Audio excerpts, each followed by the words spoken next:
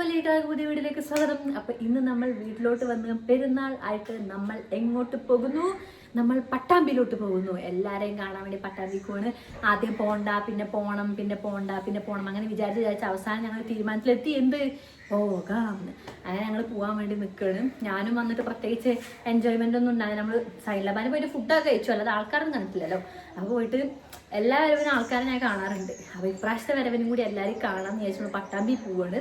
അപ്പോൾ നമ്മൾ വൈകുന്നേരമാണ് പോകാമെന്ന് വിചാരിച്ചത്. 4:00 ഓട്ടോ ബുക്ക് ചെയ്തിട്ടുണ്ട്. ഇപ്പോൾ സമയം 4 മണിയായി. അപ്പം മാറ്റാനൊന്നും പ്രത്യേകിച്ച് സമയമല്ല. അപ്പം ഞാൻ ഇന്നലെ ഇട്ട കുപ്പായി ഞാൻ കാണിച്ചു തരാമെന്ന് പറഞ്ഞിരുന്നു. ഇന്നലെ ഇട്ട ഡ്രസ്സും ഞാൻ കാണിച്ചു തരാം. പ്ലസ് ഇന്ന് പട്ടാമ്പി പോകുമ്പോൾ ഏത് ഡ്രസ്സ് ഇടണമെന്ന് അതും കൂടി കാണാം ഗൈസ്. അപ്പം നമ്മൾ 2 ഡ്രസ്സ് എന്ന് പറയുന്നത് ഇതാണ്. ഇതെല്ലാവരും മിക്കവാറും ഇൻസ്റ്റയിൽ കണ്ട ഡ്രസ്സാക്കാരം. ഇത് ഞാൻ ലാസ്റ്റ് കാണിച്ചു തരാം. ഇത് ഞാൻ ഫസ്റ്റ് കാണിച്ചു തരാം കേട്ടോ. ഇത് മമ്മ എനിക്ക് പെരുന്നാൾ ഫാമിലിയിൽ നിന്ന് എടുത്തതാണ്. ഇത് ഇങ്ങനൊരു ഷർട്ടാണ് കേട്ടോ.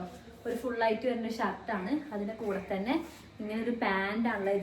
ജീൻസ് പോലത്തെ പാൻറ്റാണ് കേട്ടോ. ഇതിൻ്റെ അടിയിൽ ചെറിയൊരു വർക്കും വരുന്നുണ്ട്.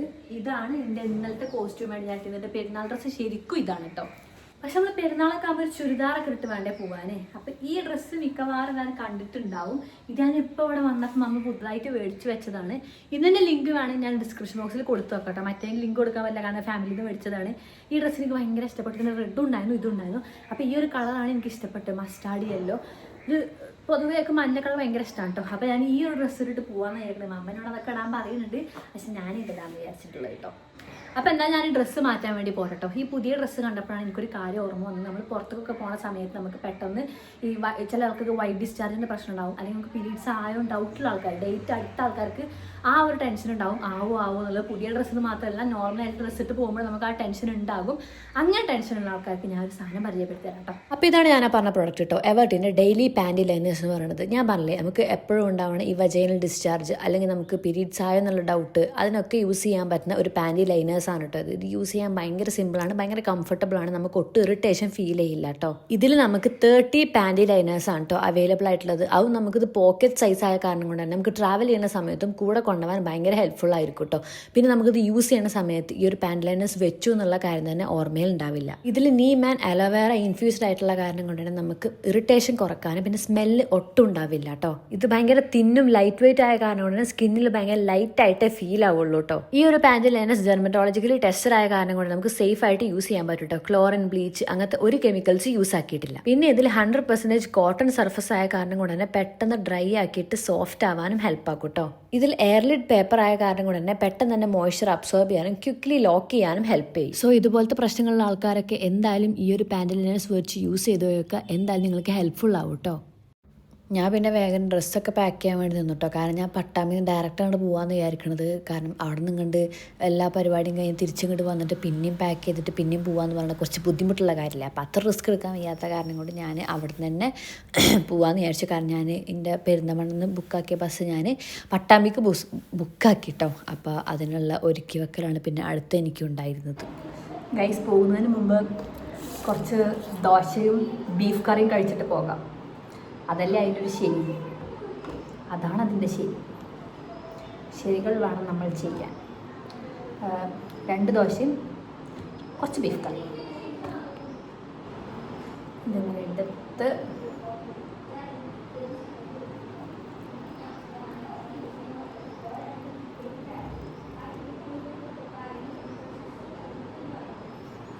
ഗൈസ്, അങ്ങനെ അവസാനം ഞാൻ ഈ ഡ്രസ്സ് തന്നെ ഇടാൻ തീരുമാനിച്ചു. ഞാൻ ഈ ഡ്രസ്സ് തന്നെ ഇട്ടു. സാധാരണ നമ്മൾ ഈ കല്യാണം കഴിഞ്ഞ് പോയ പാവം പെൺകുട്ടികൾ തിരിച്ച് വീട്ടിലോട്ട് വരുമ്പോൾ ഓരോ സാധനം പൊക്കിക്കൊണ്ടിരിക്കും. അതേപോലെ ഞാൻ ഇങ്ങനെ ഓരോ സാധനം തപ്പാണ്, എന്തെടുത്ത് കൊണ്ടുപോകുമെന്ന് വിചാരിച്ചിട്ട്. അങ്ങനെ ഞാൻ എനിക്ക് എന്തെടുത്ത് കൊണ്ടുപോകണമെന്ന് വിചാരിക്കാതെ മമ്മ എനിക്ക് തന്നെ ഇങ്ങോട്ട് സർപ്രൈസ് തന്നു. ഇത് ഹോളിലാൻഡിൻ്റെ മൈക്കാണ് കേട്ടോ.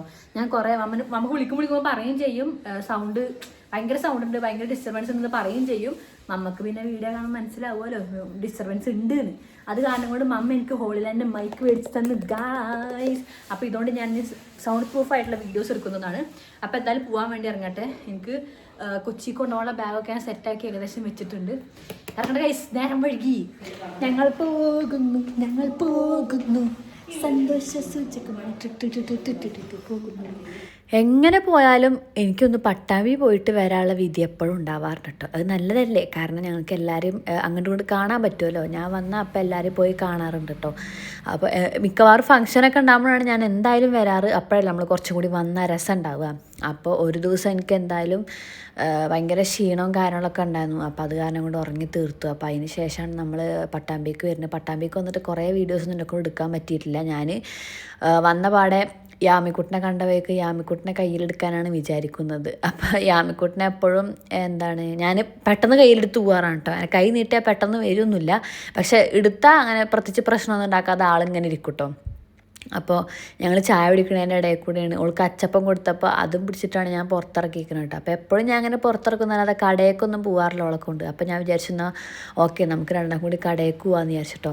അങ്ങനെ ഞാൻ അവളെ മുടിയൊക്കെ ഒന്നും കൂടി കെട്ടി കൊടുത്തിട്ട് ഞങ്ങൾ നേരെ കടയ്ക്ക് പോയി. അവിടെ അടുത്ത് തന്നെ ഒരു ചെറിയ കടയുള്ള കാരണം കൊണ്ട് അവിടെ പോയിട്ട് മേടിക്കാൻ പറ്റാവുന്ന ദൂരമേ ഉള്ളൂ. അതുകൊണ്ട് ഞങ്ങൾ പോയിട്ടോ. അപ്പോൾ ഓൾക്കൊരു പുതിയ എക്സ്പീരിയൻസ് ആയിരുന്നു അത്. ഓള് വിചാരിച്ചിട്ടില്ല ഞാൻ പുറത്തേക്ക് പോകുന്നുള്ളത്. അങ്ങനെ ഞാൻ പോയി വന്നപ്പോൾ എല്ലാവർക്കും ഓരോ മുട്ടായിട്ട് മേടിച്ചു കൊടുത്തു. എന്തപ്പോൾ നമ്മൾ കുട്ടികൾക്ക് എല്ലാം മേടിച്ചു കൊടുക്കണ്ടേ. അങ്ങനെ യാമിക്ക് 2 മുട്ടായും കുട്ടികൾക്ക് എല്ലാവർക്കും 1 മുട്ടായും കൊടുത്തിട്ട് ഞാൻ സോപ്പിട്ടിട്ടാണ് ഓളേറെക്കുറെ കൈ പിടിച്ചിരിക്കുന്നത്. പിന്നെ ഞങ്ങളൊന്ന് പുറത്തേക്ക് പോയിട്ടോ, എല്ലാവരും കൂടി ഒന്ന് പുറത്തേക്ക് പോയിട്ട് തിരിച്ച് വന്നു. പിന്നെ എനിക്ക് വീഡിയോസ് ഒന്നും എടുക്കാൻ പറ്റിയിട്ടില്ല. അങ്ങനെ പിന്നെ പിറ്റേ ദിവസം രാവിലെ 6 മണിക്ക് 7:15 ആയപ്പോൾ എനിക്ക് ബസ് ഉണ്ടായിരുന്നു കേട്ടോ, ട്രെയിന്. അങ്ങനെ ഞാൻ രാവിലെ തന്നെ നീറ്റ് കുളിച്ച് ഒരുങ്ങി പോയി ബസ് സ്റ്റോപ്പിലിരുന്നു. ഞാൻ ബസ് എത്തുന്നതിൻ്റെ അത്യാവശ്യം കുറച്ച് മുമ്പ് തന്നെ ഞാൻ പോയിരിക്കും കേട്ടോ, കാരണം അവർക്ക് ഞാനായിട്ട് നേരം വൈകിക്കരുതല്ലോ ഇത്. അങ്ങനെ പിന്നെ ഞാൻ ബസ്സിൽ കയറിയിരുന്നു. ഞാനെപ്പോൾ പോകുമ്പോഴും മിക്കവാറും ഞാൻ വിൻഡോ സീറ്റ് കിട്ടാനാണ് ശ്രമിക്കാറ്. കഴിഞ്ഞ പ്രാവശ്യം ഇതിൻ്റെ മുമ്പത്തെ പ്രാവശ്യം ഇങ്ങോട്ട് വന്നപ്പോൾ മാത്രമാണ് എനിക്ക് വിൻഡോ സീറ്റ് മിസ്സായത്. അല്ലാത്തപ്പോൾ എപ്പോഴും ഞാൻ വിൻഡോ സീറ്റാണ് ബുക്കാക്കാറ് കേട്ടോ.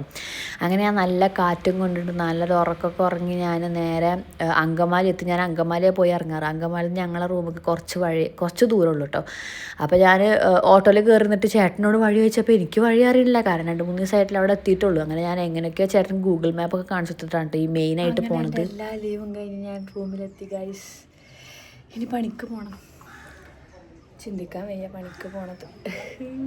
സോ ഗൈസ് ഞാൻ ഒരുങ്ങിക്കഴിഞ്ഞു, വർക്കിന് ഇറങ്ങുകയാണ്. ഇത് ഞാൻ വീട്ടിൽ നിന്ന് കൊണ്ടുവന്ന കയ്യമ്മടണ ആ ഒരു ഇതാണ്. ഇതിൻ്റെ പേരെന്താ എനിക്ക് അറിയാൻ പാടില്ല. എന്തായാലും ഞാൻ ഒരുങ്ങിക്കഴിഞ്ഞു. ഇതാണ് എൻ്റെ കോസ്റ്റ്യൂം. ഇന്ന് ഞായറാഴ്ച ആയ കാരണം കൂടി ഇതാണ് സാരി. അപ്പോൾ എന്തായാലും ഞാൻ ഇറങ്ങട്ടെ ഗൈസ്. ഇനി കൈ കറുക്കാൻ നമ്മൾ അനുവദിക്കില്ല. ഇപ്പോൾ തന്നെ അത്യാവശ്യത്തിലേറെ കറുത്തിട്ടുണ്ട്. നമ്മൾ വർക്കിന് പോട്ടെ ഗൈസ്. എൻ്റെ കൂടെ അനഘയുമുണ്ട്. ടാറ്റാ. വർക്കിന് കയറിയാൽ പിന്നെ അറിയാലോ, നമുക്ക് ഓരോ പണികളായിട്ട് ഇങ്ങനെ വരും. അത് കാരണം കൊണ്ട് കുറേ വീഡിയോസൊന്നും എടുക്കാൻ പറ്റില്ല. പിന്നെ ഇപ്പോൾ അത്യാവശ്യം കുറച്ച് തിരക്ക് കുറവാണ് കേട്ടോ ഉണ്ടാവാറ്. അങ്ങനെ പണ്ടത്തെ പോലെ ഭയങ്കര തിരക്കൊന്നും ഉണ്ടാവാറില്ല. അതുകൊണ്ട് ഇങ്ങനെ ചെറുതായിട്ട് ബ്രേക്കൊക്കെ എടുത്തിട്ട് അങ്ങോട്ടും ഇങ്ങോട്ട് പോകുന്നല്ലാതെ നമുക്കിങ്ങനെ കുറേ ഒന്നും വീഡിയോസൊന്നും എടുക്കാൻ പറ്റില്ല. കാരണം നമുക്ക് അവിടെ ആൾക്കാരുടെ വീഡിയോസൊക്കെ എടുക്കുമ്പോൾ അവരെ പ്രൈവസിനെ ബാധിക്കില്ല. അപ്പോൾ അത് കാരണം കുറേ വീഡിയോസൊന്നും എടുക്കാൻ പറ്റില്ല. അങ്ങനെ പിന്നെ ആഫ്റ്റർനൂൺ ഷിഫ്റ്റിൽ കയറി പിന്നെ നൈറ്റിലാണ് ഞാൻ ഇറങ്ങുന്നത്. അങ്ങനെ പിന്നെ ഇറങ്ങി നേരെ ഞാൻ റൂമിലോട്ട് അങ്ങോട്ട് പോയി ഗൈസ്. സോ ഗൈസ് അങ്ങനെ ഷിഫ്റ്റ് കഴിഞ്ഞ് ഞാൻ റൂമിലെത്തി. ഒരു എന്താ പറയുക, പ്രത്യേകിച്ച് ഒന്നും എനിക്ക് എടുക്കാൻ പറ്റില്ല അതിൻ്റെ വ്ളോഗിൽ കേട്ടോ. കാരണം ഒരു തിരക്കും പോക്കും അങ്ങനെയാണ് എപ്പോഴും ഞാൻ പോയി വരുമ്പോൾ ഉണ്ടാവാറ്. അത് കാരണം കൂടുതൽ ഡീറ്റെയിൽഡ് ആയിട്ടൊന്നും എടുക്കാൻ പറ്റിയിട്ടില്ല. അപ്പോൾ എന്തായാലും നമുക്ക് അടുത്തൊരു നല്ല വീഡിയോയിൽ കാണാം. അതുപോലെ എല്ലാവർക്കും അസ്സലാമു അലൈക്കും, ടാറ്റാ.